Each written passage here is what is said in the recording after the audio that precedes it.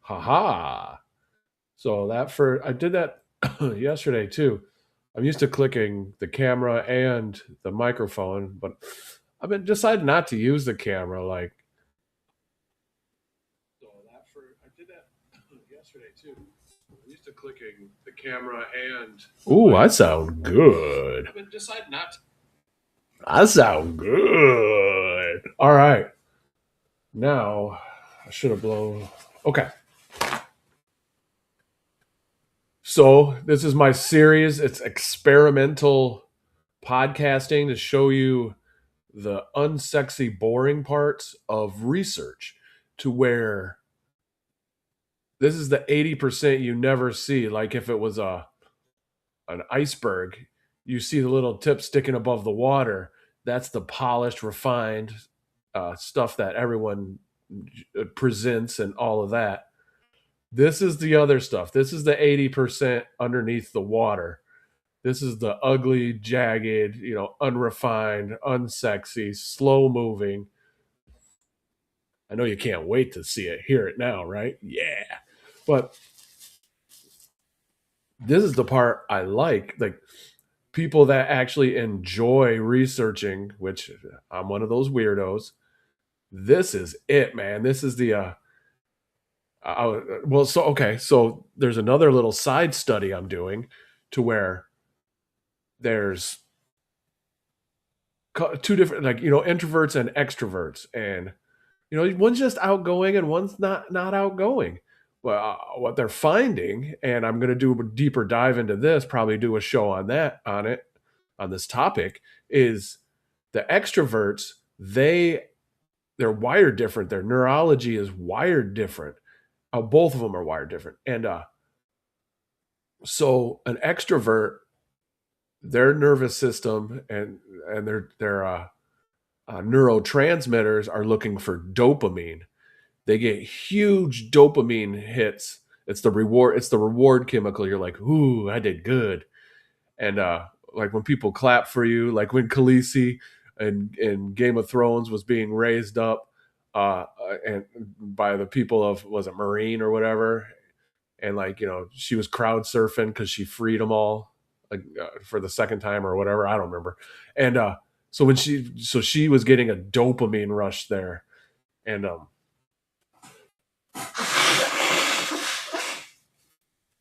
excuse me, sorry. But so what the introverts, they don't get the dopamine rush. Like if you raise introverts like me up on crowd surfing, we're like, put me the hell down, man. What are you doing? This is stupid. I hate it. This is gross. Your hands are probably dirty. And stop touching my butt. And so it's a different effect. We don't get introverts don't get the reward from that. They don't get the dopamine hit. So it's not, we don't go out and seek that. Like we don't go out and hang out in groups and high five, and like it's not a reward for us. It's like, gross. You guys are just all talking about stupid things, which they're always talking about stupid things. But if you got a reward for listening to the stupid things and you say stupid things and it made you feel good, you would be more inclined to do it, reinforce the behavior to feel better. So what introverts run on is acetylcholine. And that, to get an acetylcholine hit, you have to, your research, long, like mostly solitary thought process, that releases the acetylcholine, not in groups, like taking a walk through a forest and contemplating the trees. That releases acetylcholine. That's what introverts like reading a book and using your imagination to see the characters. That's the equivalent of a dopamine hit for Khaleesi. And so that explains so much to me. That makes so much sense.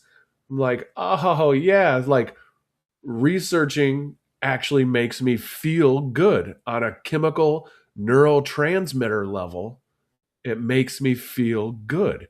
Like when you see people talking about sports in a bar and high fiving, that's the dopamine making them feel good. It's the reward. So I stumbled upon on that a couple months ago, so I'm putting a little study on that together. So, it's so cool. But that has nothing to do with this, except for like the research, the what makes me feel good, what actually makes my neurons fire is this unsexy 80% hidden under the water iceberg of the research process, which is slow and boring. When you present it, that 20% of the iceberg sticking above the water, it's fast moving. All the answers are immediate. It got good graphics, all of that. That's the dopamine. I'm the 80% underneath the acetylcholine. Like, all right, let's grind it out. Let's figure out what's going on. So I'm just gonna try this. We'll see. Do the show you it's basically all the behind the scenes stuff. Like, I like that. If you like a topic like Harry Potter or Marvel, you like to watch the behind the scenes things because it gives you added footage or extra lore. Like, I watched hours and hours of videos of hidden lore between the behind the characters I like, especially Tolkien. Like, the Silmarillion. Like, I read that. Well, haven't did it this year or last year, not this year either. Gross. I usually read the Silmarillion at least once a year, just because I'm cool. Just how cool I am. But because the lore in there is just it's infinite, and that's the acetylcholine. So this is the lore. This is the behind the scenes, and I might not ever make a polished version of this, but this is an experiment. It's experimental. So it's basically a behind the scenes of the Socratic Method. What question should I be asking?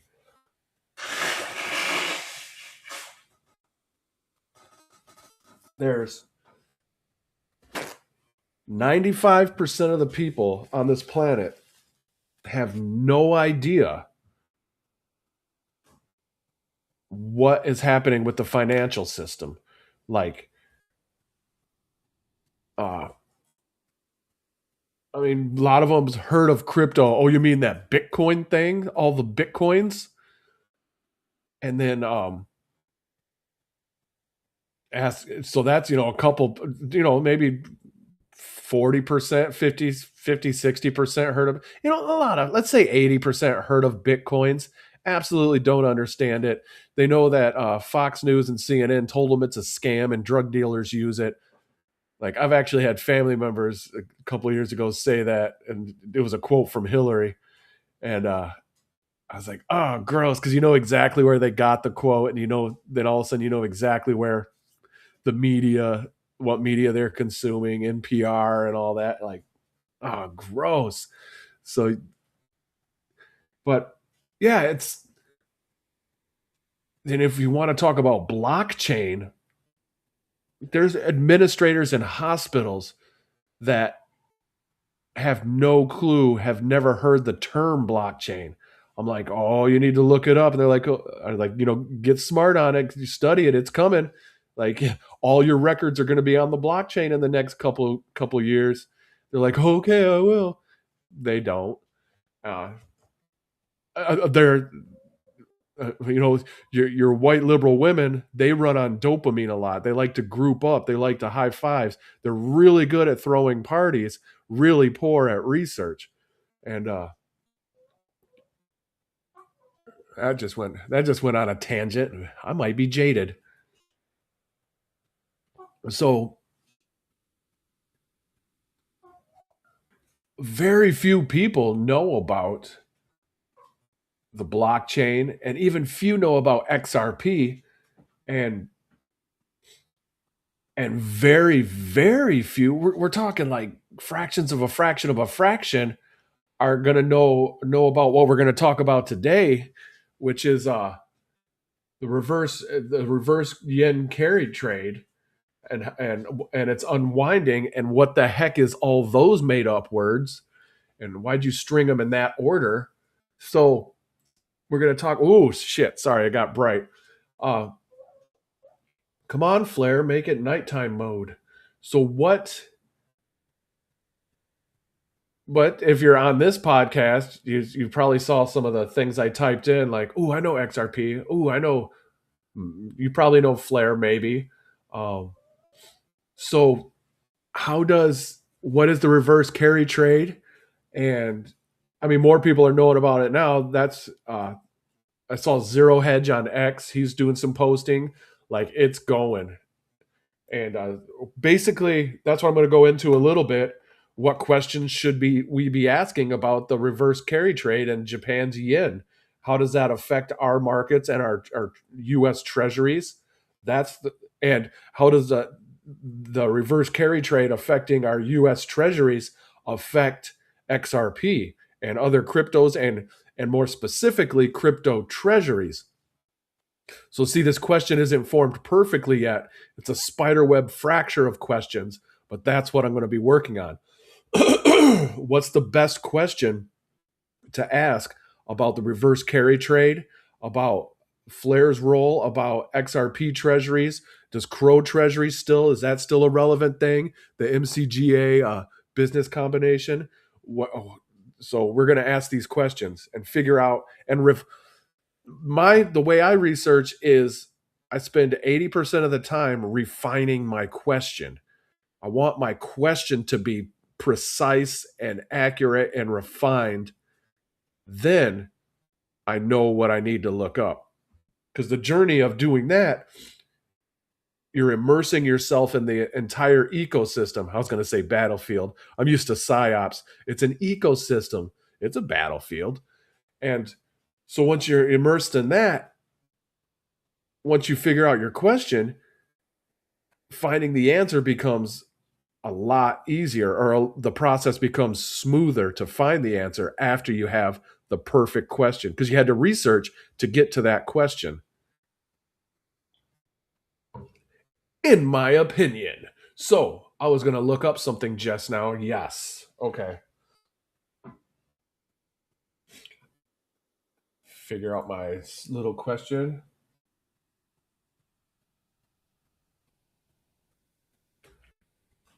Is Japan's current bond yield?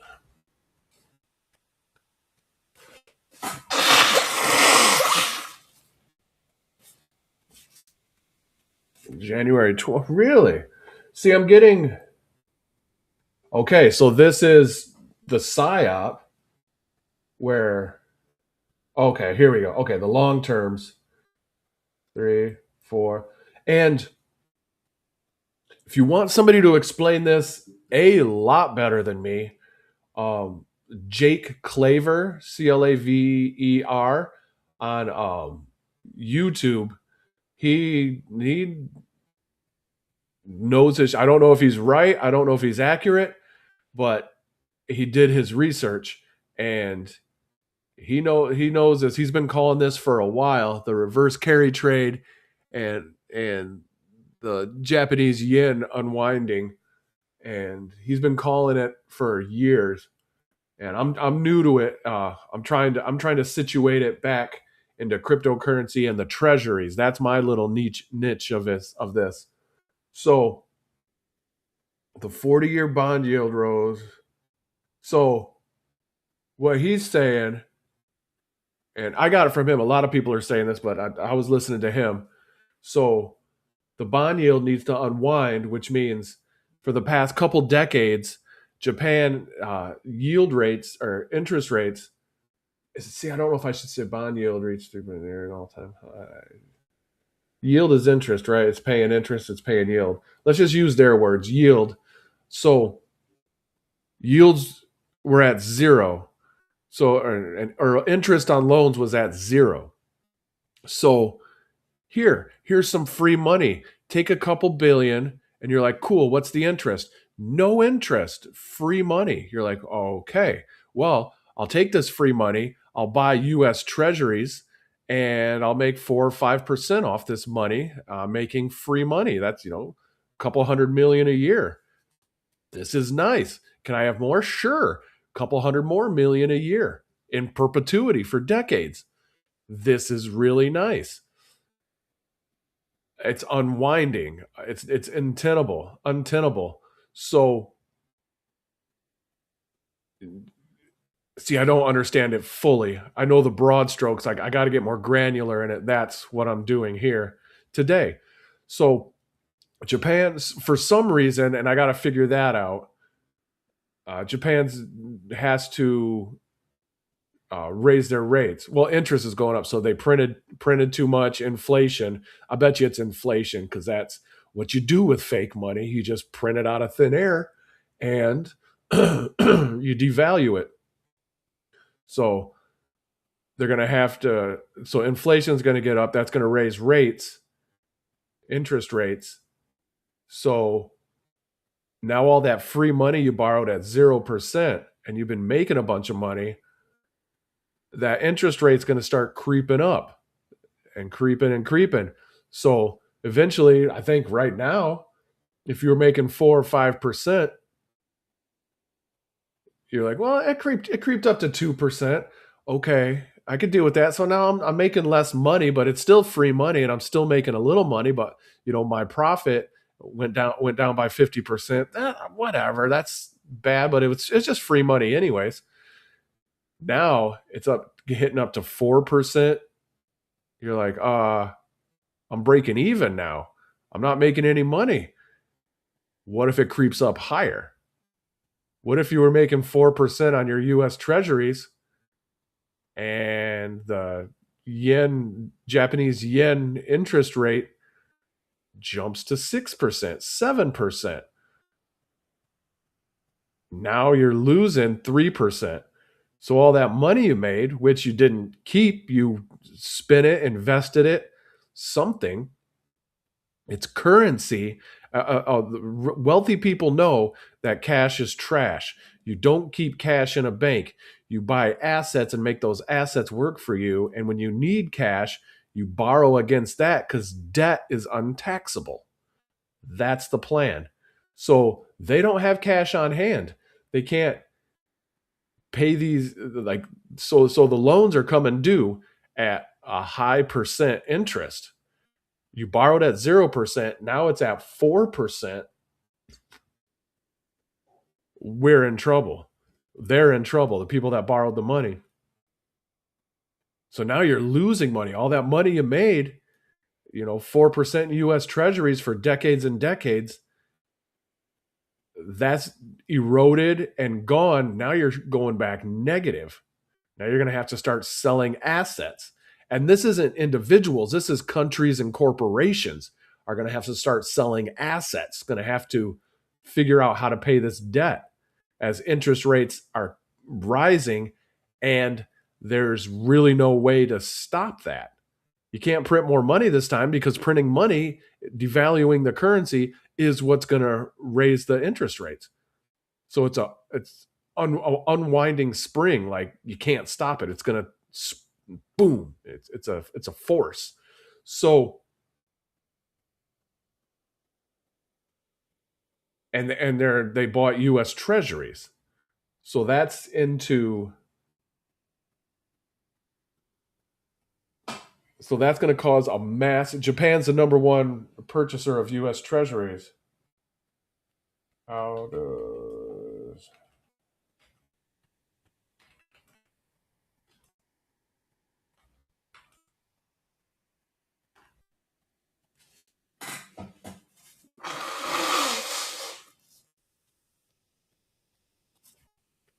Okay. Start at the beginning.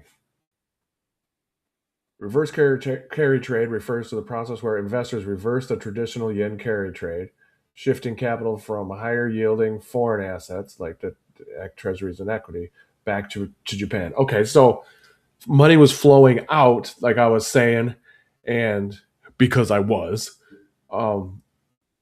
into US Treasuries, because it was free money, 0% interest. Oh, heck yeah. Put me down for 100 billion of that free fiat currency, please. Then you go buy US Treasuries, they're paying 3 to 4, 5%. And then you just go on vacation and you're making a couple $100 million a year off of free money. which is coincidentally the argument with the stablecoin yield and getting yield off yield and interest, not rewards, rewards as well, but rewards are not yield and interest. Those are two separate things. That's going to be a battle we need to differentiate. But so banks and countries were doing this, and that's what we're arguing now. Crypto holders, we're the banks now. We want to do this. We want that 3, 5, 10, 12, 15% off our assets just for holding them. I just hold them and I don't want to do anything with them, and I want to make passive income. That's what I'm saying. That's what they did for decades. And now they're pissed because we have technology that will allow us to do that without them, without the banks, without a third party. We don't need a third party. We are the banks now. We don't need to trust anybody to do business anymore. We don't need a trusted third party. That is antiquated. That's why the banks are shivering and screaming, bleeding out in the streets. This is the future. So, where was I going? But yeah, so the money has to flow back in to pay off the rising interest rates of the loans. So how it affects us is U.S. Treasury yields rise as Japanese investors sell U.S. bonds to repatriate funds.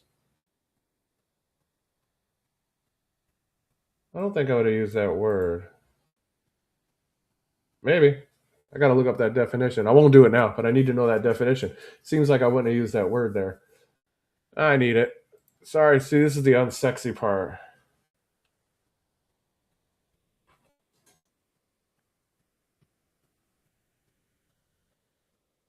Oh, yeah, cool. Repatriate. You need to send the money back to its homeland. That's actually a perfect word.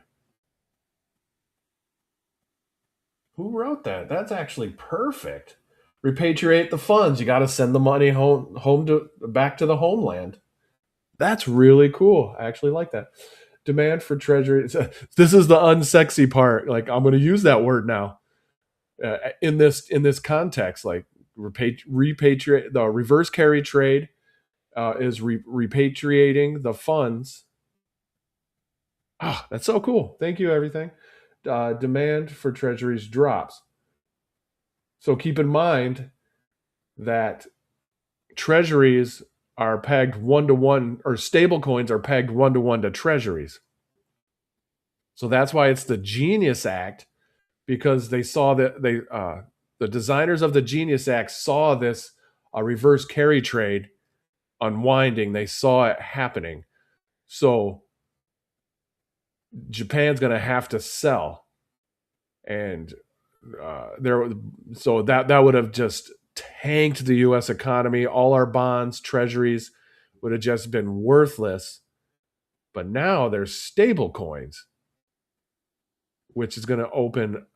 Now that gives access worldwide to anybody could have access to the U.S. dollar and U.S. economy if they have a cell phone. And that'll be really good in and of itself. But that's just one piece of what's happening. My main goal is to get all of this to tie back into the treasuries, the DATs, digital asset treasuries, like XRP treasury and CRO treasury. That's my goal. Is to take the windy path back to treasuries, deep liquidity pools. What the heck are they being set up everywhere for? Why do we need them? What does it mean? And I have the start of that question up there. That's where I'm heading to next. And then after that, I don't know because I don't know the answer yet. And then that'll help me form the next question. Bonds to repatriate funds. Demand for treasury drops, pushing yields higher, so it becomes scarce. Undersold. Yeah. Wait. Undersold? Underbought.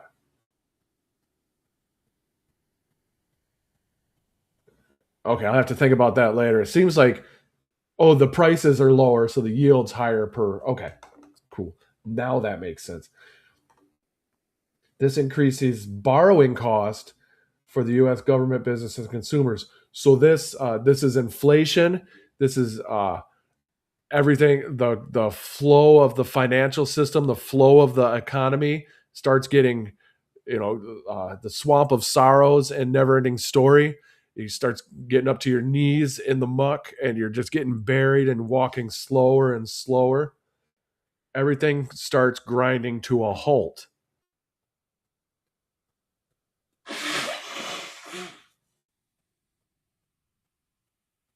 Sorry about that. This is the perfect recipe for world war. Japan's economy is going down. They're going to have to do something drastic.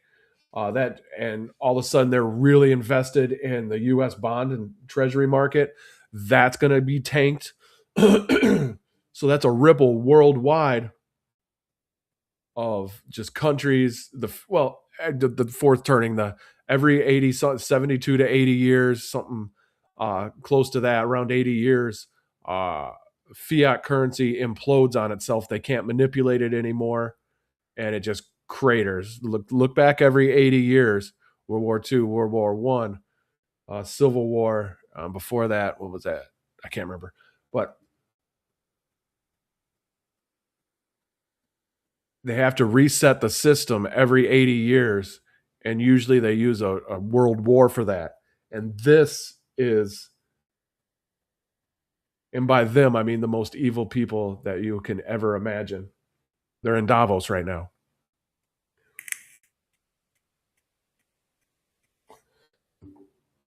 I don't think I'll cover Davos. I think I'll read about it. Maybe I'll talk about it a little bit, but not my shit. So this is the perfect recipe for World War III. Japan's economy craters. U.S. economy craters. Your money becomes worthless. You start getting wheelbarrows of cash. It would be like $300,000 for a cup of coffee, and you're like, yeah, fine. Let me go get my other wheelbarrow, and it'd be about 700,000 for a wheelbarrow. You're like, fine. So something, if nothing was changed in the last decade, World War III would be really soon. But the Genius Act came in to absorb all of this, and it's just starting to kick in. It's a shock absorber, and it's not fully engaged yet. It's law. The Genius Act is written into law last July, June, wherever, and 2025. So it's law of the land. It's like not a full, you have a parachute, but it's not fully deployed yet. So what we're really looking at is the reverse carry trade to fully unwind. And what people like Jake Claver say is we don't need a slow increase. Like it's going up, but it's going up slowly. We need a shock, like boom, a couple percent overnight. And he says something which I don't understand how to tie it in yet. He's saying oil will trigger it. They'll shut down the Straits of Hormuz.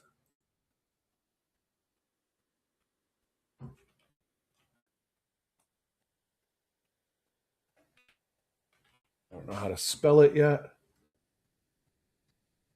Hormuz. Hormuz.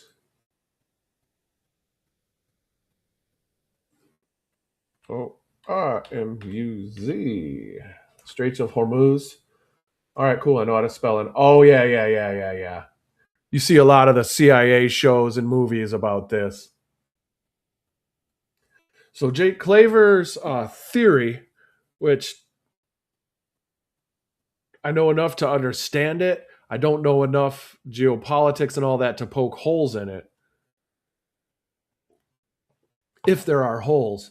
But if this gets shut down, that'll spike oil. And Jake Claver's theory, which he calls it the domino theory.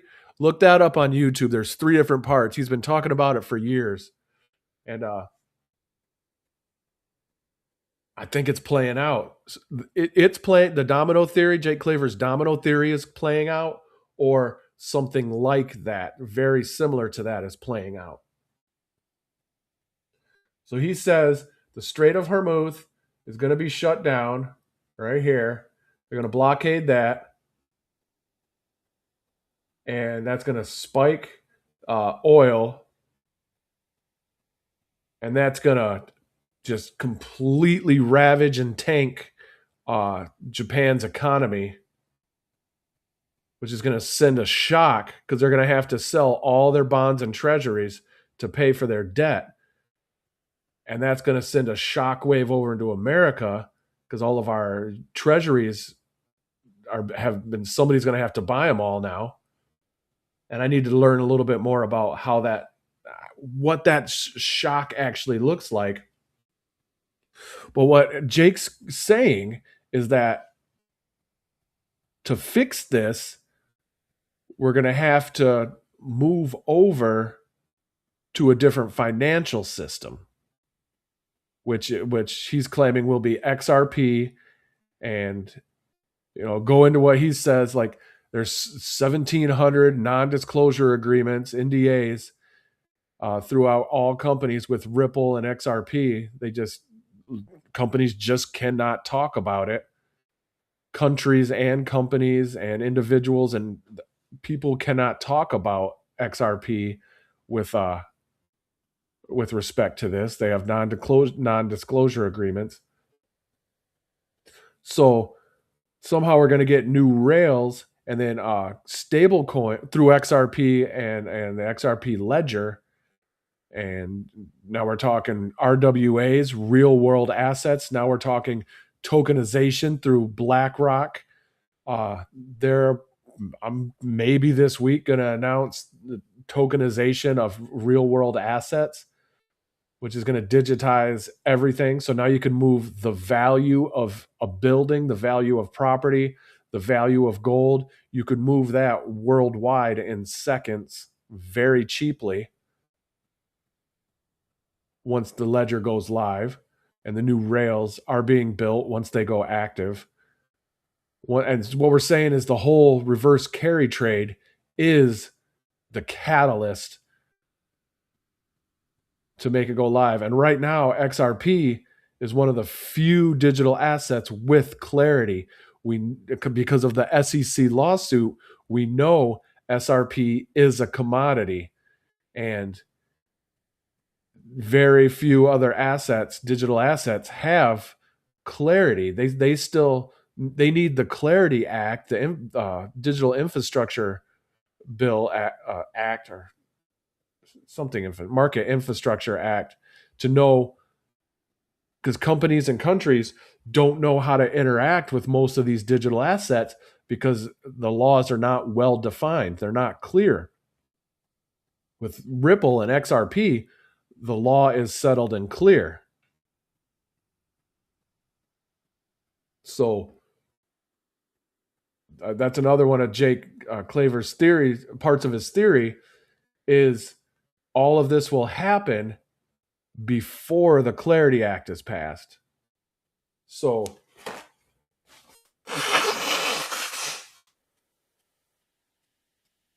like domino, the Japan's interest will skyrocket. They'll have to repatriate the U.S. Treasuries, or no, they'll have to sell U.S. Treasuries to repatriate their funds. There it is. I'm gonna get that. That's a good word. And that's going to trigger some other things. See, I don't fully if you can't explain something, you don't fully understand it. So I don't fully understand it yet. But I know that I could see the dominoes. There's going to be dominoes happening, and without Clarity Act passed, there won't be anything to the Genius Act, but there won't be anything like stable coins pegged to US Treasuries, but there won't be any rails. There won't be any way to transact except for XRP, which is at Davos right now. Is that Garling House? I can't remember. I'm learning all their names. So that would be one of the only assets with clarity, highly regulated, compliant, ready to rock and roll, designed specifically for this purpose, for large scale, global, institutional settlement, financial settlement. So Jay Claver's saying that'll happen. The reverse carry trade will unwind before the Clarity Act gets passed. You know what? Let's just we could watch his videos. That'd make it easy on me. I could go to the bathroom, maybe. Maybe. It's not too long. There's 3 parts.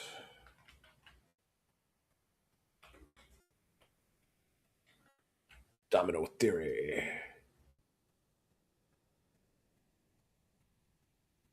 10 parts. Woo, a little too long.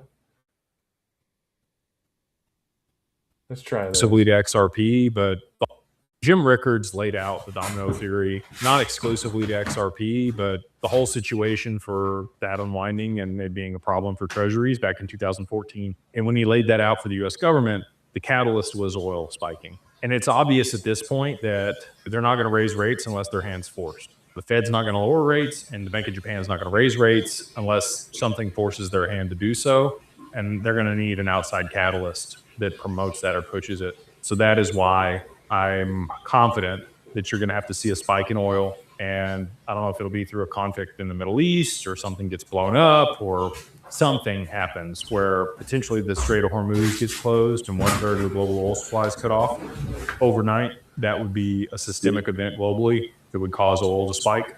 And I think that could be the catalyst. Again, that kind of just harkens back to Jim Rickards. Everything else will transpire from there, but I think it's going to be oil that'll be the spark that lights the match. Jim. Okay. Would love to hear you quickly explain the reverse carry trade. Over the last 20 years, the Bank of Japan has had extremely low interest rates, sometimes zero and negative. They would pay you to borrow money, which seems crazy.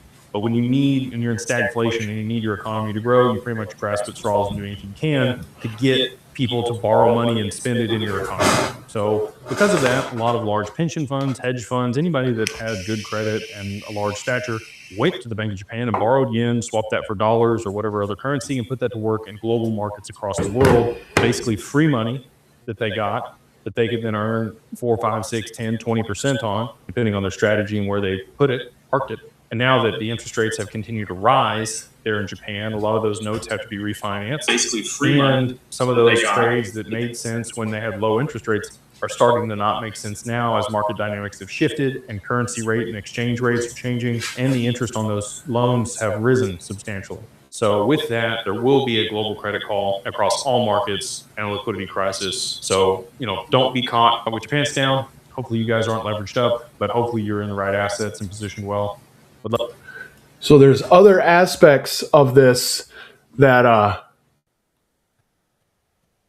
are not too pleasant. A drawback of the entire market, stocks, everything, draw back, like draw down. He calls it like, everything, all assets get a haircut and they draw down 40% or so. But then they spike to all-time highs once the new rails are installed, which he thinks, and me too, it's going to be our XRP ledger. So let's do his part 3. 20 minutes. The world is finally about to change, and that's what we're going to get into in this video with the 3rd iteration of the domino theory.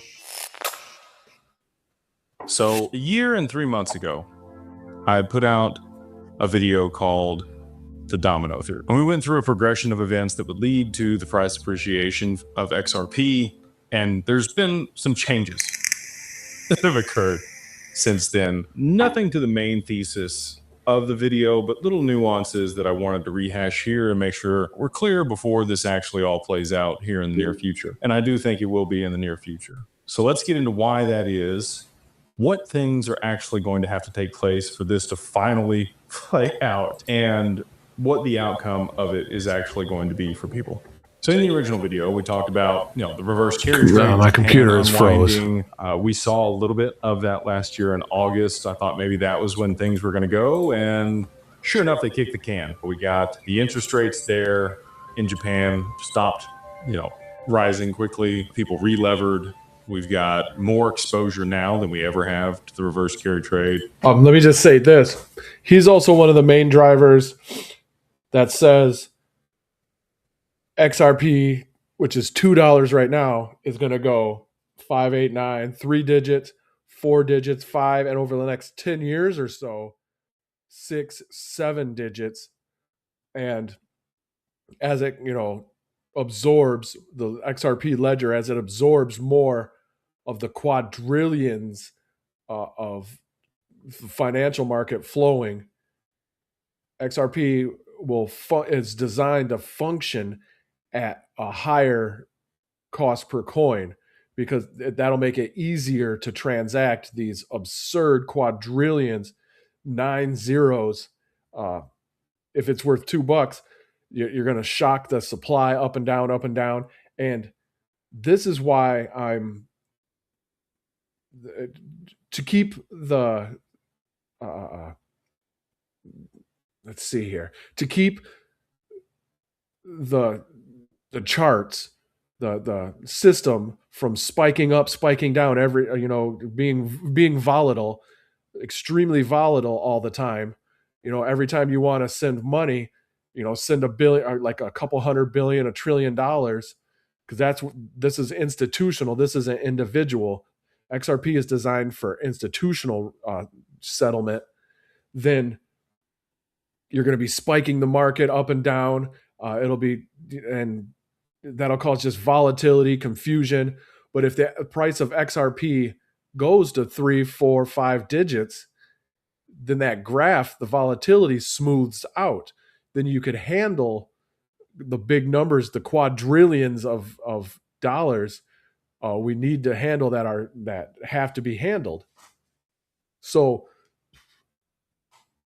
he's saying XRP is designed to be a lot higher than it is per coin. And he's saying it's soon. And he's saying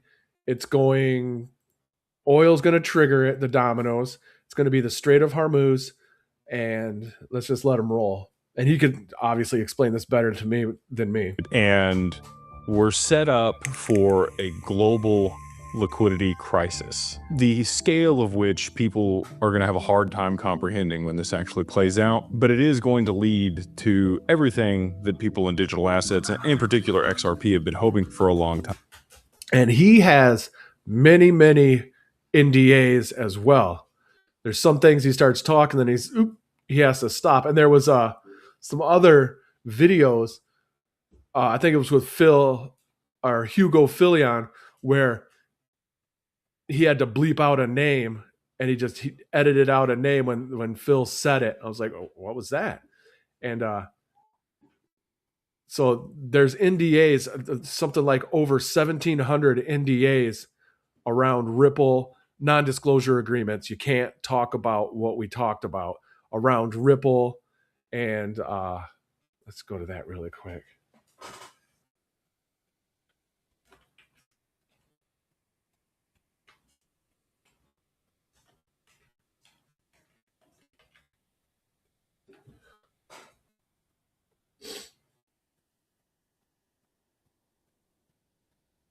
Ripple has signed over 1,700 non-disclosure agreements with financial institutions, banks, and technology firms since 2013.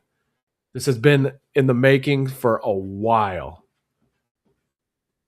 primarily used to facilitate due diligence and exploration of XRP's utility in commercial and financial transactions. We're not talking little accounts, individual accounts. We're not talking small banks. We're talking countries. We're talking corporations and conglomerates. We're talking multinational hedge funds. We're talking quadrillions of dollars. 1,700 NDAs since 2013. And some of the NDAs you can't talk about. It's in the non-disclosure agreement that you cannot talk about the non-disclosure agreement. So that number is most likely very low compared to the real number. So just keep that in the back of your mind as you're listening to this. He signed, I don't know how many NDAs. So let's continue. So we are here in June, early June of 2025. We have the stablecoin bill finally on the floor for voting next week. And I think that has been what has been the holdup for this to actually play out and for. That's interesting. That's the stablecoin bill. That's the Genius Act. So this was pre-Genius Act, pre-July last year. So 6-7 months ago. Okay, it's cool to revisit. So this isn't updated yet. He does shows that like twice a week, 3 times a week. But so this was pre-Genius Act. So there was no shock absorber yet.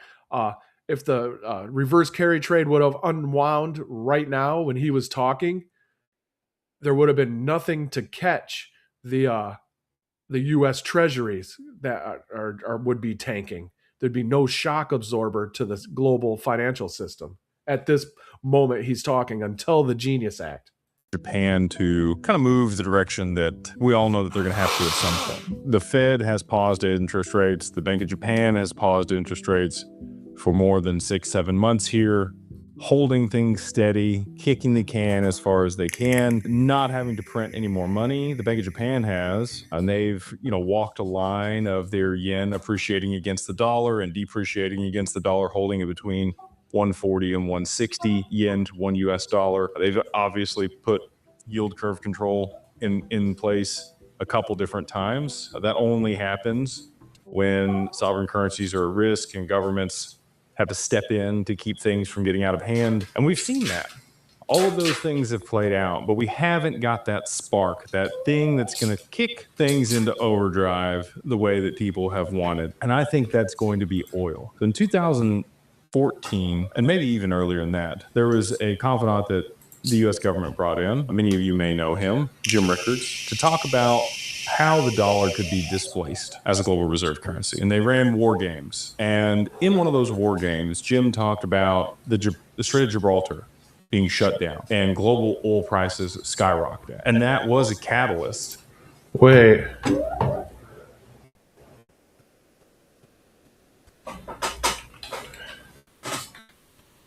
I don't know how to spell Gibraltar.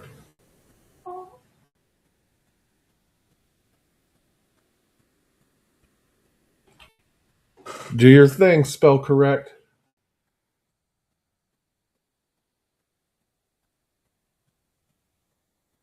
Okay, where is that located?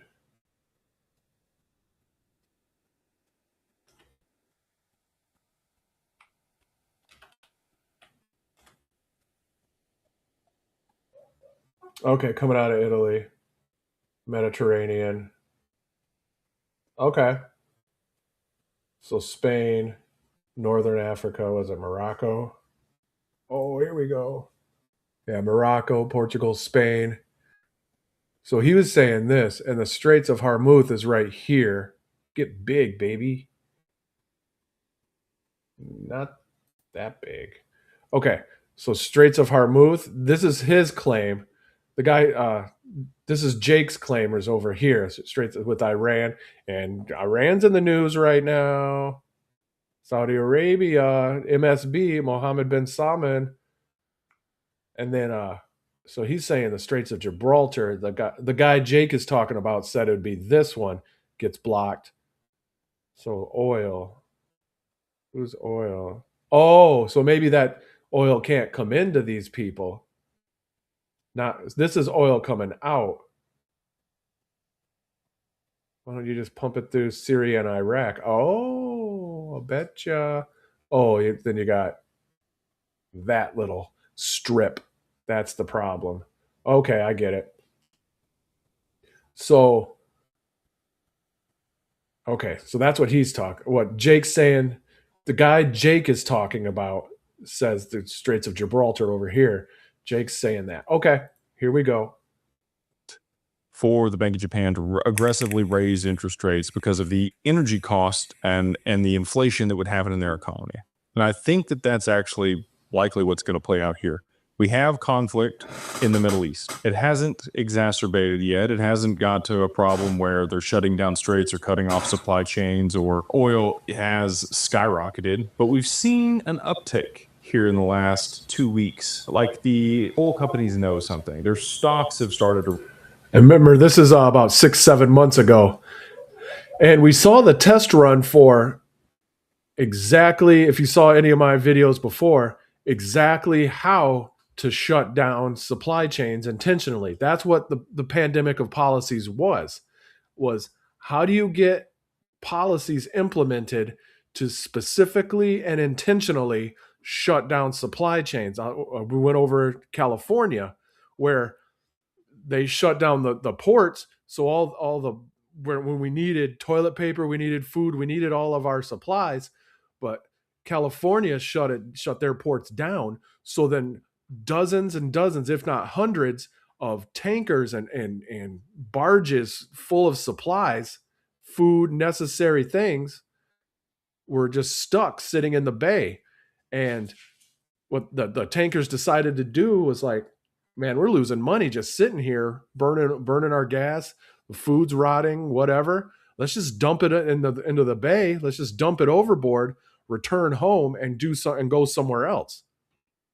And that's what happened. That caused a supply shock that we destroyed intentionally through policy. We destroyed supply chains in the pandemic to cause panic and fear. We used panic and fear to get policies implemented to cause more panic and fear. So that we know how it can be done. We know how to do it. So yeah, the barges dumped all their stuff overboard. Like, we're going to take a loss on this, boys. Let's head home. And they booked it back to port of where they started from, their original port. And that was dozens and dozens and hundreds of tankers and barges. So we're talking billions and billions of dollars. And then so that's coming into the port. And on the other side, out of California, they implemented extremely high policies about truck emissions and all that. So you can't all the supplies, excuse me, all the supplies that did make it to the docks, there was no truckers allowed in because their trucks didn't meet the emission standards. So the trucks that did meet the emission standards were loaded up, driven to the border of California in the United States. Then they dropped their cargo off there, and then all the other trucks picked their cargo up from the border of California with other states. Like, completely ridiculous, bad, evil policies to destroy supply chains intentionally. So we know this could happen. And I covered this tons of videos. So our government, our politicians have no problem making policies that will destroy our supply chains, interrupt, destroy. Supply chains will not be disrupted until acted on by an external force like policies. Supply chains like to continue. It's a flow, it's inertia, it's momentum. The supply chain will keep flowing until something acts upon it to stop it. And in California, it was policies that disrupted everything. Now supply chains are gone in whatever they were shipping. Now nobody has the things. Now they're super panicking. Real easy to do. Real evil, but real easy. rise. We've seen WTI crude start to increase in price slowly but surely, nothing aggressive. And that's what we're waiting on. We're waiting on an aggressive move to the upside, 10, 15% in a day, maybe more, that would be required for the Bank of Japan to start to see that they're going to have to intervene, and the only option they're going to have is to raise interest rate. Okay. 10, 15%. Where were we sitting at?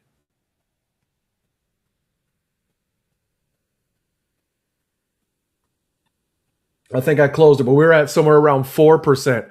So he needs that to jump 10, 15%, maybe more. A huge jump is what he's predicting and looking for. So like we're going up slowly, 2, 3, a couple, 50 basis points, whatever, just slow increase in interest rate. He's looking for 15, 20% to kick his domino theory off.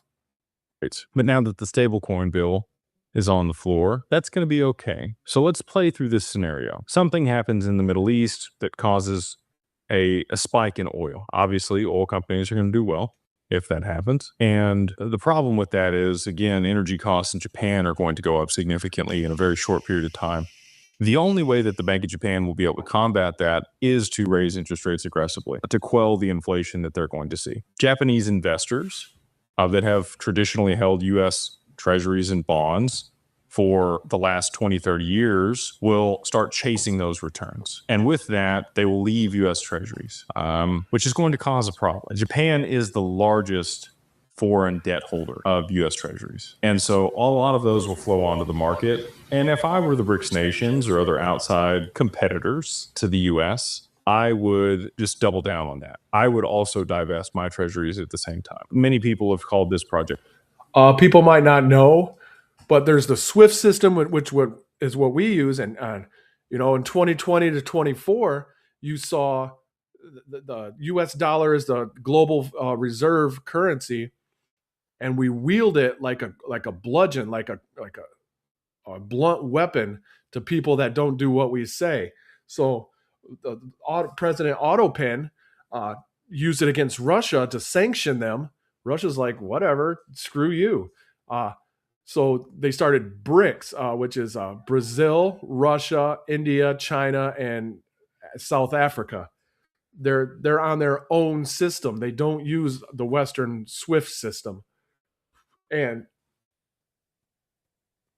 because Biden tried to call their bluff by sanctioning them, and that woke countries up. Like, wait a minute, and countries knew this forever. Like, the American president can cut us off of global finance anytime they want for any reason.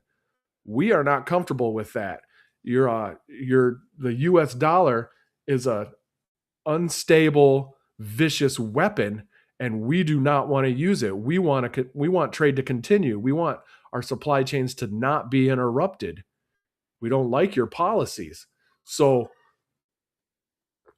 basically, that was one of the biggest nails in the coffin of the U.S. Federal Reserve note was President Autopin doing the one final sanction to Russia. And what happened? What was the result of that? What was the result of us, trying to bluster and sanction Russia? Russia did better. Russia's doesn't care about U.S. economy. Like they have their own currency. It's backed, and they have BRICS coming up, and it was a very low IQ move on President Autopin's part. Sandman, basically to spiral the dollar. But we have the solution here, and it's on the floor. It's the stablecoin bill. Stablecoin bill is predicted to cause a demand for treasuries around $2.3 trillion once it's passed for people issuing stablecoins here in the U.S. from enterprises like Google, Amazon, Meta. You got all of these large social media platforms that have bought up a bunch of payment licenses like X to be able to settle payments and transactions between the participants in their ecosystems. And then you've got traditional banks that would be launching stablecoins. Bank of America has already stated that as soon as we get stablecoin regulation, they will be launching their stablecoins. Citi, Goldman, BNY, you name it. all of these institutions will be rolling out their own stablecoin, and they may launch it on multiple networks. We've got USDC and Circle that have just recently gone public here, which was a big deal. Percent return on the first day last week when they went public. Big deal there. So stablecoins are here. Obviously, they've become very profitable. The banks, institutions, enterprises have seen that with Tether. Tether is the most profitable company in the world, even above and beyond BlackRock. And for the past 3, 4, 5 years here, they've been soaking up these treasuries as they've flown onto the market from foreign debt holders. As they've divested from the dollar, China and Russia both, selling off large portions of treasuries onto the market, Tether has been the backstop for the Fed, not having to print more money to buy those treasuries here domestically. But so that's what I don't understand. Tether was brought back to the United States, and he's going to talk about, or has been talking about, Tether's going to go down somehow for some reason. And they're a massive conglomerate, and they handle a lot of transactions. So I don't understand the Tether aspect of his domino theory yet. To be continued. Let's figure it out. But with the stablecoin bill, Tether's going to have some problems. They've recently moved to El Salvador not too long ago, here in 2025. But with this stablecoin regulation, because it is a dollar-denominated stablecoin, they will be brought into the purview of the U.S. government. And because of the Bitcoin that they have on their balance sheet, they will not be able to be compliant. They've already moved away from Europe. We've had other exchanges such as Crypto.com delist them to de-risk from them. When we talked to MasterCard and Visa last year, they also mentioned that they do not use Tether, but they only use USDC. And now we have ROUSD that's been issued by Ripple that shows it's a proven model on how you should be going to market with a stablecoin. Audited, backed, verified, cash or cash equivalents that are backed one-to-one for the stablecoins that you're issuing on whatever chain, whether that's Ethereum, the EVM sidechain on the XRPL. That's important. The backed one-to-one. That's not fractional reserve. That's what the banks have been so conniving and evil with, is the fractional reserve banking. They do not have to hold your money, and they could lend out the money over and over and over again, and it's not really there, and it's not real. They're creating pretend fake fiat currency. And that's where we're at right now. And with the stable coin, that's pegged to something. 1971 and 73, we went off the gold standard. Now our money's just floating. It's not backed by anything. It's not worth anything. That's how you get forever wars, because you could just print pallets of cash, send them to Iraq, in warehouses just filled with pallets of $100 bills, just printed out of nowhere. It's not backed by anything. Stable coins are backed one-to-one, and they have to have the assets. The stablecoin issuer has to actually have 100% of the assets on their balance sheet. No fractional reserve. Long story short, TLDR, we're going from fake debt-based currency, which we're all slaves to debt-based currency. We're moving from that busted-ass system to asset-based currency, where your money has actual value. That's huge. That's the biggest thing in human history. Hyperledger, Solana, wherever your stablecoin's issued, you still need that one-to-one representation of value of the U.S. currency backing it. It cannot be another digital asset such as Bitcoin. And I don't know if there's going to be other allegations or other things made against Tether that will cause them to be able to sanction them or remove that liquidity from these exchanges. But I anticipate a freezing of accounts for Tether when the stablecoin bill is passed, or a delisting across the board from U.S. exchanges, which will leave a big gap for liquidity in the market. It is the main liquidity source for digital assets. But at least the dollar will be okay, because that demand that will come from institutions and enterprises for these stablecoins and issuance of those, they will be able to soak up the almost exact amount that's going to flow onto the market from these foreign debt holders around that $2.3 trillion mark. Just interesting how that all works out, isn't it? Kind of like it's coordinated. Who knows? So once that happens, it'll actually stabilize the debt market. I do think there will be a period of time where there's panic and chaos and people will be concerned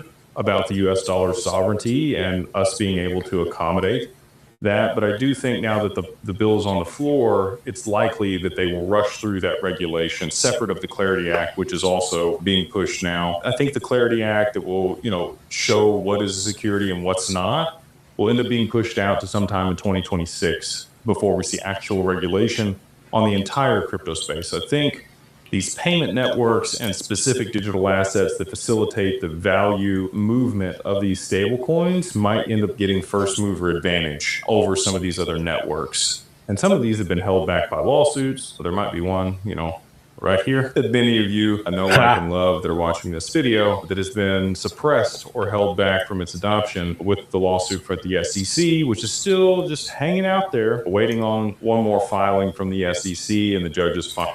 That lawsuit is done now. It's gone.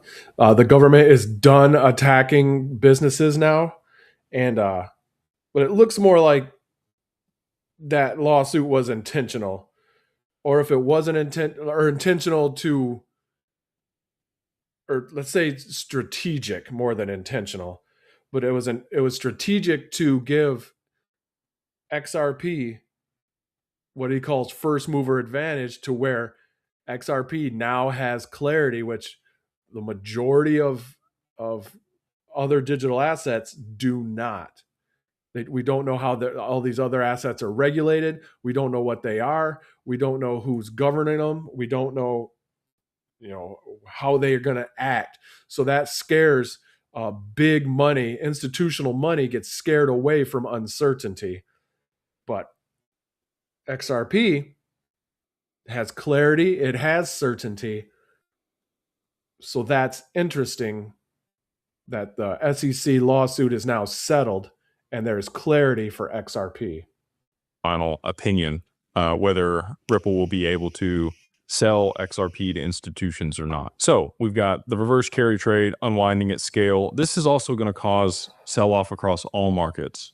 I know we got a lot of gold bugs that watch this channel. Love you guys. I'm a gold bug too. Love Austrian economics. Love Peter Schiff and Mike Maloney, Andy Scheckman, all those guys. But I hate to tell you, I think gold's going to take a hit with this one too. Across the board, stocks, commodities, bonds, it will not matter where your money is. There's going to be a mass liquidation as people rush to repay these loans in Japan when this occurs. They're going to sell off positions across the board. Gold, I think you could fall all the way back to around $2,200, $2,100, maybe even $2,000 per ounce. Does it get revalued on the other side of it? Who knows? I'm just speaking to a 30% drawdown across the board in almost all markets, potentially even more than that, depending on what the limit down is and if they're able to roll out this solution we're going to talk about in the background to save the day. Okay, so you got huge pressure across all these markets. You got a liquidity crisis in traditional markets, and now you got it in crypto because they've sanctioned Tether or frozen Tether or delisted Tether across all these exchanges. And in the background, you so that hasn't happened yet. Tether's still operating freely. It moved back into the US, but he's saying it's basically non-compliant. There's I'll do that later. I was going to say there's a link between who Trump put into the CEO of Tether and some other things, and I'm not Evernorth, but XXI maybe. It's kind of worth it.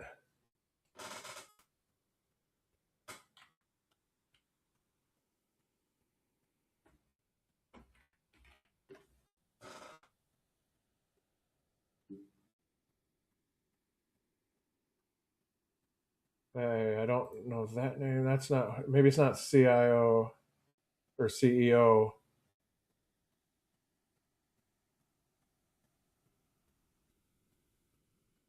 Okay.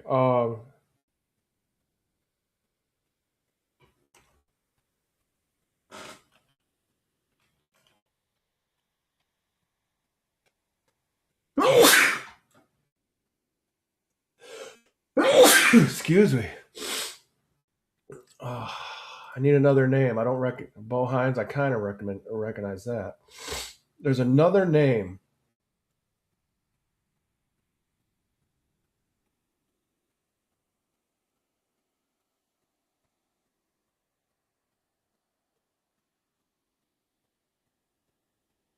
All right, that's for another time. But Tether moved back to America. But Jake right here is saying it still has to be sanctioned because of the combination of assets on its balance sheet. You can't back stable coins with other digital assets. So we're still looking for that. So something has to happen with that. Something has to happen with the Straits of Hormuz or the Straits of Gibraltar. And these are the dominoes he's talking about. They have to all set up. And if they fall the way he thinks they're going to fall, he's given a warning where there'll be a drawback, 30, 40, maybe more percent before we get on the new rails, which he thinks is XRP. And it could jump to 589, maybe even 4 digits, 10,000. These are ridiculous numbers from where we are right now at $2. So take what he says always, take it with a grain of salt. But yeah, I haven't saw the tether aspect yet. I want to see that play out, get some answers on that. We've also got all of these ETFs that have been filed for spot ETFs for XRP waiting to be approved. Franklin Templeton's deadline is on June 17th here in 2025. Also, there's I don't know if you get kind of frustrated, I keep pausing it. I recommend go watch this entire video. This is part 3. Watch the first 2 parts. Watch all of it. Regardless if it's true or not, or if it comes to pass the way he says it or not, it's very interesting, and he does his research well. So, forgot what I was going to say. There's my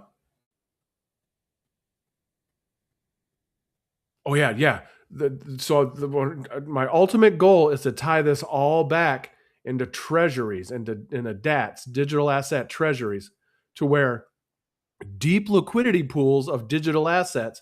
We got any digital asset you want, but the ones I'm following are XRP and Kronos on Crypto.com's native coin. So, damn it, I forgot it again. These deep liquidity pools. Oh, dang it. I had it, forgot it, had it, forgot it. What evs? And I anticipate that could be maybe the day or even a little bit before that we will get approval across the board for these XRP ETFs if this plays out previous to that date. Oh, yeah. Sorry. I remember it. So to build these deep liquidity pools, these hedge funds and companies and countries are not buying from the exchanges. They're buying from what is called dark pools and OTC, over the counter. So, because they're buying, if they were to buy from the exchanges, they would exhaust the exchange's supply, which would spike the price, which is what we want. But it would be a short-term spike. So they're buying in the background behind the scenes, not illegally, just not on the exchanges, because they're buying amounts that the exchanges kind of don't have, hundreds of billions and of assets, not dollars, a lot more than that in dollars. So these entities are accumulating behind the scenes, over the counter, dark pools, and it's not having enough. We're not seeing it, and we don't see any evidence of it. By we, I mean the average person doesn't see any evidence of this because the price of the asset isn't going up. Usually if you buy it, it goes up, but that's because you're buying it on the exchange, and it's decreasing the supply, supply and demand. So what's happening is that, well, that has been happening, the over-the-counter purchases behind the scenes, and that well is about to run dry really soon. I mean, we're talking months or weeks. So once that runs dry, then these entities, these hedge funds, these digital asset treasury companies, these countries have no choice but to buy from the exchanges. And that's the coiled spring. That's the rocket ship. That's when all of a sudden everything that's been shifting behind the scenes, where I see all these treasuries and holding patterns, MCGA, Evernorth, which I went in yesterday and we'll go into more again. That's when they're going to start to reveal themselves and what they've been doing for the past couple years, couple decades. So yeah, it's the dark pools and the counter purchases that are happening. XRP and other digital assets are being bought at rates never seen before, just not on the exchanges at this moment. Keep that in mind.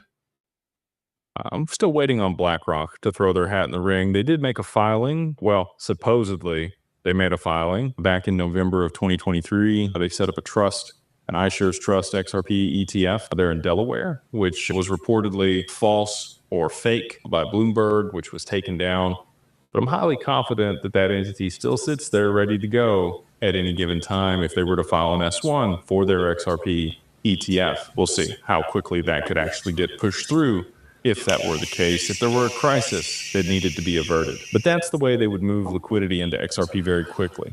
There would need to be a supply shock on the existing XRP that sits out in the ecosystem.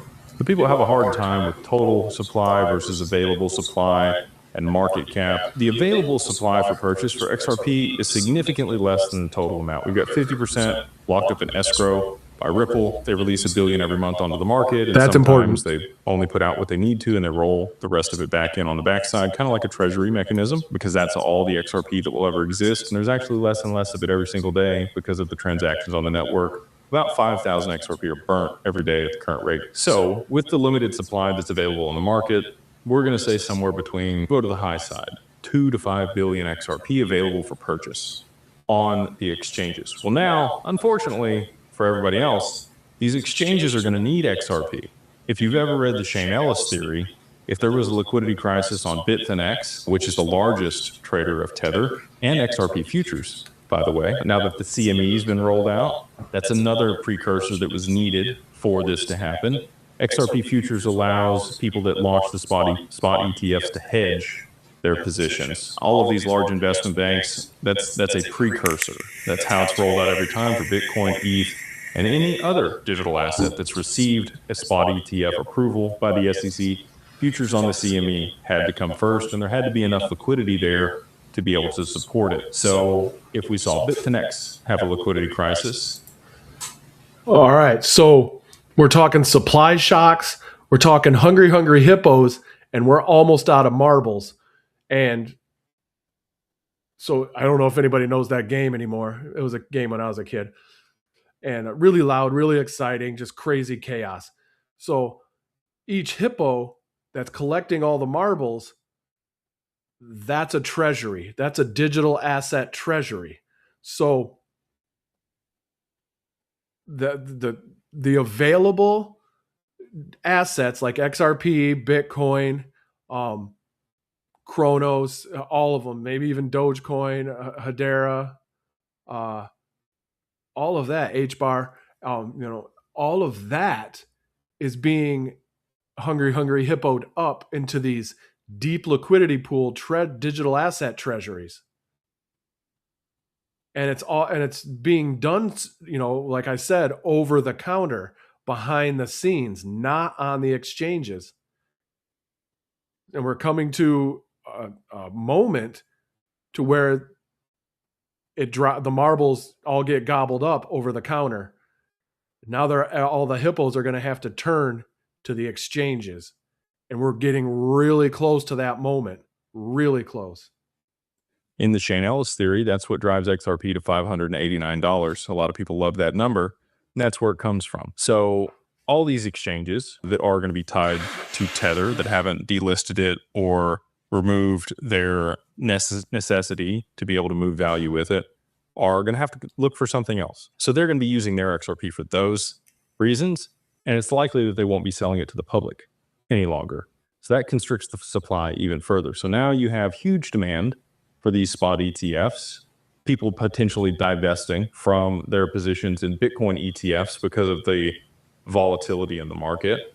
A lot of people that have purchased these Bitcoin ETFs, pension funds, institutions, people that have put it on their balance sheet, MicroStrategy even, could also cause the problem. If they get to a point where they're going to get liquidated, then they will start divesting and selling off the Bitcoin as well. And it will be a negative spiral. We've not seen a 30 or 40% drawdown in Bitcoin since we've had the launch of the ETFs in early 24 for Bitcoin. And since then, we've seen a meteoric rise in its popularity, its visibility, its price, up over $100,000.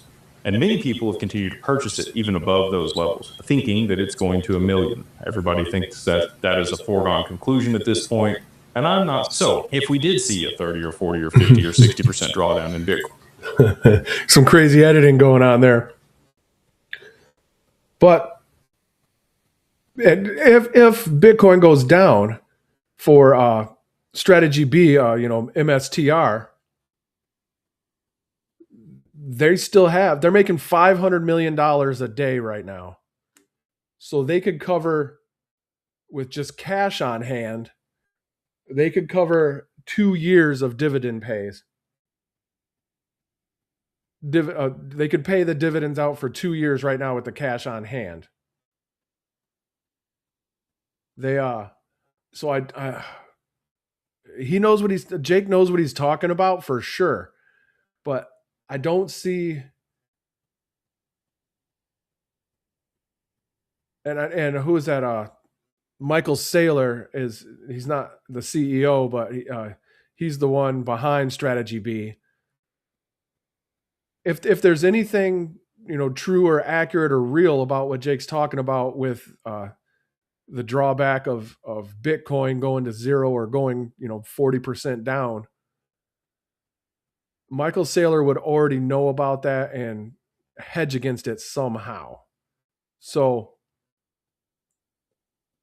I know that's a measure of faith. I get it, but yeah, they're Master Strategy B is raking in $500 million a day. They could put that in an escrow account to pay dividends in perpetuity. They could buy more Bitcoin with it. They could hedge against something else. I think MSTR Strategy B is too big to fail at this point. Even if Bitcoin goes to zero, they have enough cash on hand, enough runway to last a while. So that's the part I don't understand about the Bitcoin. And yeah, Michael Saylor seems to be competent enough to understand the information Jake's talking about and to understand and foresee a way out of that or through that. So I don't know. That, kind of sits wrong with me, but Bitcoin has a special place in our hearts. It's the original, it's the first, it's the most special. Everything else is an altcoin compared to Bitcoin. So that part's interesting. There's a red flag in the back of my mind towards that. coin back to, I think Bitcoin could drop as low as somewhere between $10,000 and $20,000 per Bitcoin. That's going to be a big problem for these pension funds, the spot ETFs, the investment banks, these sovereign wealth funds, these companies that have put it on their balance sheet. They're going to have huge unrealized losses from where they purchased it. And the only way they're going to be able to divest that real time on the back end of the stock market, specific for the investment banks, is to move to instant settlement. Well, it just so happens May 28th of 2024, they moved to T+1 for settlement between the clearinghouses and the brokers, with the option to settle real time via a digital asset if there's enough liquidity in it. So if you saw, and also, if there's enough liquidity. That keeps tying back to these treasuries. These treasuries that are just building in the background. Like, that's the whole focus of what the question I'm trying to find. Right now it's what role, what purpose, and what role do digital assets treasuries play in the new financial system? That's the question I got right now, and I'm working on refining it. But everything keeps pointing back that none of this will work unless there's deep pool liquidity somewhere. Shock absorbers. We need shock absorbers set up. And I think that's what these treasuries are doing. Maybe it's obvious to most people, but to me, these are a new type of company. So yeah, it's the liquidity is key to this whole new financial system. Instant settlements, you have to have liquidity there, a deep pool. And that's what these treasury companies seem to be doing. Also, I want to talk about the traditional rotation from Bitcoin into other assets. Traditionally, it's been on these exchanges that we've seen the rotation. Now, the majority of the liquidity that is in Bitcoin is through these ETFs. And so the only way that you're going to get a rotation in traditional markets is to something else that exists in traditional markets. So if you had a meteoric rise and FOMO of XRP pushing the price higher, you might see a huge divesting or jump from Bitcoin into XRP, again, driving the supply shock and the price higher, all to support the back-end settlement of the stock market for them to be able to de-risk their positions in Bitcoin because of the systemic risk that now exists because of Bitcoin. 2 years ago, we didn't have that. Now we do. There are a lot of institutions, pension funds, sovereign wealth funds, Countries, treasuries, investment banks, like I mentioned before, that have pretty significant allocations to this asset. And if they weren't able to divest very quickly, Bitcoin trades 24/7, 365 within about 30, 40 minutes for settlement, whereas the back end of the stock market is T+1 next day. They could move to instant settlement and get out of those positions and also jumpstart the economy. The velocity of money would pick up substantially if we move to real-time settlement between counterparties on the back end of the stock market and for other applications. And you might ask, well, how are they going to do this? There's no way that stuff already exists. Actually, it does. In 2022, the DTCC finalized Project Ion, which was developed in correlation with R3 for... Okay, so just of my limited knowledge, if Bitcoin starts to tank, or it seems like it's going to tank, MSTR strategy B could do the instant settlement through the XRP ledger. If they say they're never going to sell, but if they sell all their Bitcoin or a large portion of it for instant settlement before it tanks or it goes down, because right now their average cost is like $72,000 per Bitcoin. So, and we're up at 90 right now. So if it spikes, they could liquidate half, 75%. And that would give them like 80 years worth of dividend payments.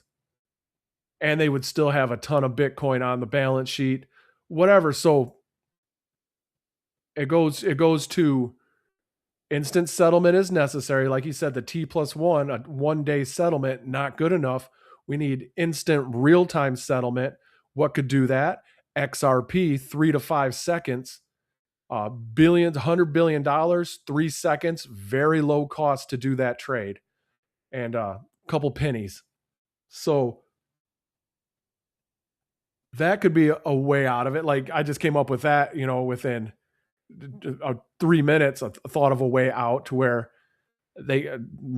strategy B could pay dividends on their stocks for 80 years. With instant settlement, they just liquidate some of their stuff, which I don't even think they will or will need to, even if Bitcoin goes down, because their average price is like 74K per coin, Bitcoin. So there's ways out of it. It depends on instant settlement and deep liquidity pools. So treasuries and a new way to settle that's faster than what we have now. which the only one with clarity is XRP. And XRP is in Davos right now. Ripple CEO is in Davos right now talking to world leaders about this. Interesting. The settlement, real-time settlement of the back end of the stock market using their infrastructure. R3 just happens to use XRP as its primary settlement mechanism if there's enough liquidity in it. So all of these things culminating all at once to drive the price of XRP from where it sits today to potentially 3 or 4 digits in a very, very short period of time, culminating in an event that would save the financial system, provide liquidity instantly when it was needed, and jumpstart the economy to make sure that we're able to recover from this black swan event. So, jumpstart the economy. Does that sound like a golden age? You can't have a golden age with fiat debt-based currency. You will always have a slave age. You will always be in debt to slavery. And whoever issues the debt, you're in debt to them. So you could never have a golden age with the current money, with the current fiat Federal Reserve note. There will never be a golden age. It will always, inflation will go to infinity, value will go to zero. There will always be debt, and there will always be slavery to that debt.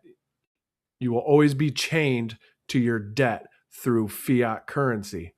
If you have asset-based currency, now you're free. Now you can have a golden age. Now inflation will drop to zero and value will drop to infinity. You're flipping the tables on the money changers. Okay? That people they've known is coming for multiple decades because it's been set up. So that's my thesis. This is the domino theory. Hopefully this makes sense to you. So just as an overarching view here, we're going to get a spike in oil. This is my guess on how the Bank of Japan is going to be forced into a corner to raise interest rates. They will aggressively raise interest rates, which will cause the unwind of the reverse carry trade, which is tens of trillions of dollars have been borrowed from the Bank of Japan over the last 20 years and put to work across multiple markets. Tens of trillions of dollars are going to be repatriated back around the world to be able to generate a return on basically free cash. Their interest rates were zero and sometimes negative at some points. So many pension funds, hedge funds, anybody that could borrow billions of dollars, including Warren Buffett, have done it from the Bank of Japan over the past 20 years. Tens of trillions of dollars will then look to leave all of those markets to be able to repay those loans all at the same time. It will be a catastrophic loss across the board in all of these markets. And on that, we will see a divesting of Treasuries, which will cause Congress, the Senate, the House to rush stablecoin regulation through to be able to save the bond market and the dollar and drive demand here in the U.S. So he's saying this is going to unwind the reverse carry trade and everything. XRP gets installed, XRPL ledger gets installed as the rails. All of this stuff will happen, what he thinks, before not stablecoin, not the Genius Act, but before the Clarity Act, which would give some assets, if they already have clarity, it'll give them like XRP, first mover advantage to be installed. So they're going to not create a crisis, but let the crisis happen as a narrative, as cover story to quickly install this new rails, this new system, this new asset-based currency to replace the debt-based currency that every 80 years explodes down, and they need to reset the world with a war or a tragedy of some kind to reset the fiat fake debt-based currency. This time it could be different. We could go to assets and could go to a golden age. Or the flood of treasuries that come on the foreign debt market. So they'll stabilize that, but that will cause implications for Tether and crypto and Bitcoin and all these institutions, and they will roll out the ETFs to drive the price of XRP. up substantially higher. The case settles with Ripple. All of this stuff culminates right at the right time for XRP to have the perfect storm to rise from around $2 today to hundreds or potentially thousands of dollars in a very short period of time, to be able to provide liquidity in a liquidity crisis that you might call orchestrated. So if you found value in this video, if you take that with a grain of salt, what you will. It the internal logic of it is pretty sound. You know, I'm not an expert. I'm trying to become an expert, or at least become competent in this topic. It combines a lot of topic: geofinance, geopolitics, digital assets, a whole brand new thing. These treasury companies. It combines a lot of things, and 95% of the population of this planet are blissfully unaware of any of this, that any of this has been happening. I mean, and they don't need to know. Most people are just gonna, when all this happens, all this settles, they'll be like, oh yeah, those crypto guys got lucky, and I just gonna go use my debit card and buy a coffee. They don't know they're spending XRP, and they don't know that now they're not on the Swift system, and that their transactions are instant, and it's because of these treasuries, these deep liquidity pools. And they just like, yeah, I bought my coffee with this credit card. They're going to be using crypto and instant real-time settlements and not even know it. And they don't need to know it, because the transition could be flawless. They're like, wow, yeah, you remember when oil went up super duper high for that couple weeks or couple days or whatever? Yeah, that was scary when it was almost World War III with Iran or whatever. Yeah, I remember. For us that are watching, that's when the new system went into effect. He's like, ooh, lucky they found out this asset was there and they could use it. And then it had already had clarity, and that it's been being set up for the last couple decades with 1,700 plus non-disclosure agreements between companies and institutions and governments. Ooh, it was lucky that was there to settle all this debt when Japan's rates jumped 10, 20, 30% instantly. Whew, I'm glad I could get my coffee today. They're going to be spending XRP. They're going to be spending crypto on the RLP or RLXRP on the XRP ledger. RLXRP is the stable coin backed by treasuries. Deep liquidity pool, a treasury. So, and he's, the people like poo on the 3, 4, 5 digit XRP, which fine. It's never happened before in the history of the world. Bitcoin went up, but now things are being regulated, so you're not going to see the volatility, the spikes anymore. So, but nothing like this has ever happened in our recorded history on this planet. This is a totally free, totally freedom, asset-based currency that we have no clue. We have no clue how to not be slaves. We're used to debt. We're used to debt-based currency that keeps you in debt and enslaved to a failing system. We have no idea what it'll be like to be sovereign. We are the banks now. We get the yield. We say where our money goes. We have appreciating money with deflationary. It's scarce. It's limited. You can't print it. Infinity. Forever wars just stopped once this goes in. You can't have forever wars because you have to have actual asset-based currency to fund them. You can't just print the money out of nowhere. So you can't have infinity dollars blowing up everybody anywhere you want, because you have to actually have the money. You have to have the assets to back your currency. This fixes just about every single problem, because you'll notice every single problem that humans have is because of fiat debt-based currency. It's all based, everything the fiat Federal Reserve dollar touches gets corrupted and turns to shit. And you look around the world, you're like, huh, that institution turned to shit. Is the fiat Federal Reserve dollar there? Yup, it's funded a lot by the fiat Federal Reserve dollar, fiat Federal Reserve note. Huh, what about this other one? Yup, same thing worldwide. That's coming to an end. We're going to enter a golden age, and we're leaving a slave age, and it's beautiful. But so we're getting closer to tying this back to treasuries, and that's my goal, is to figure out, I think treasuries are a key piece of this because deep liquidity pools are necessary as shock absorbers. And for instant settlement, you need a large treasury, a deep pool of liquidity for this real-time settlement.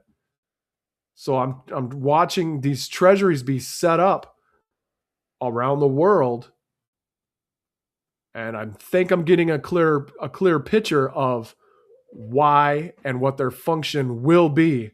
And I'm thinking real soon. Jay Claver says before the Clarity Act is passed, and that could happen this week sometime, or it gets punted because, we got to shut down the government again January 30th.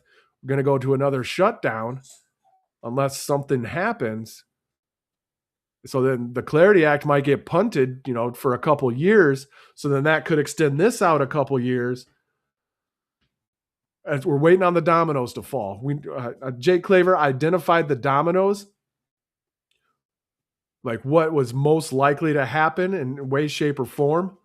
And we're just waiting on them to fall. They're teetering right now. A lot of these dominoes are teetering. We need Tether. That came back to the U.S. He's saying they got to get sanctioned or frozen or something. I still don't understand that. Got to do a video on that.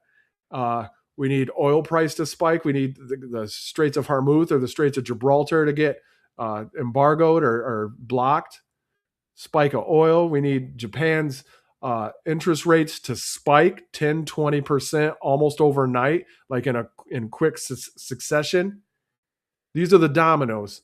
I'm still learning about this. So far, it sounds logical to me. I don't know enough to poo-poo on it. I'm just going to follow the data, see what I see, and try to figure this out. And my goal is to bring it back to treasuries to try to formulate the perfect question. Something big is happening. A new financial system is coming. It looks different. We're starting to see the shape of it. It's behind the scenes. It's over the counter. It's behind at least 1,700 non-disclosure agreements. Something's moving. Something's moving under the water.